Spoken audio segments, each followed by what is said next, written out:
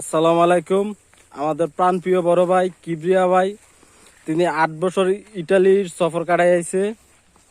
তিনি আজকে দেখতে আইছে যে চকের ধানের অবস্থা কিরকম আছে, যদি পারে ওনাদেরকে সাহায্য করবে। তো কিবরিয়া ভাই আগামীতে নির্বাচনে দাঁড়াইব, যার কারণে একটু সবার সহযোগিতা করতে আসছে।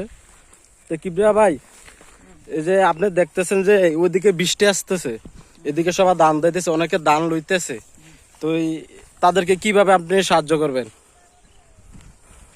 তো কিবরিয়া ভাই যথেষ্ট পরিমাণ চেষ্টা করবে, যদি পারে ওনাদের দান লওয়ার যে বদলিগুলা টাকাগুলা সব কিবরিয়া ভাই দিব।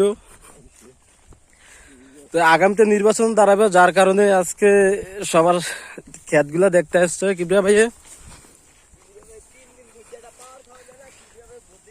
এই যে ধানের অবস্থা খুবই খারাপ, যার কারণে কিবরিয়া ভাই বাড়িতে বসে না থেকে ধান খেতে আসছে সবাইকে দেখানোর জন্য।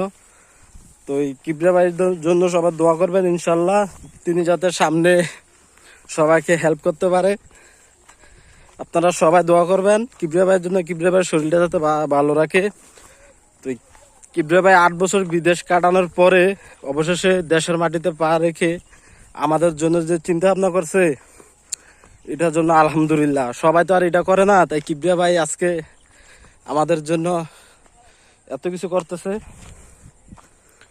এই যে ধানের অবস্থা দেখেন, এদিকে ধান পাকিয়ে গেছে আর উপর দিকে বৃষ্টি আসতেছে, যার কারণে কিবরিয়া ভাই সবাইকে বদলি লওয়ার জন্য আহ্বান জানাইছে।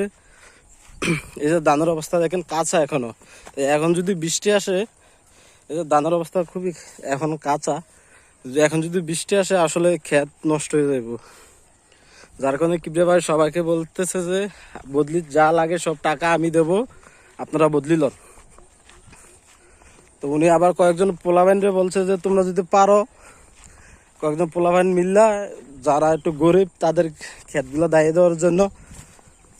ইনশাল্লাহ কিবরিয়া ভাই যাতে আমাদের পাশে সবসময় থাকে, এটার জন্য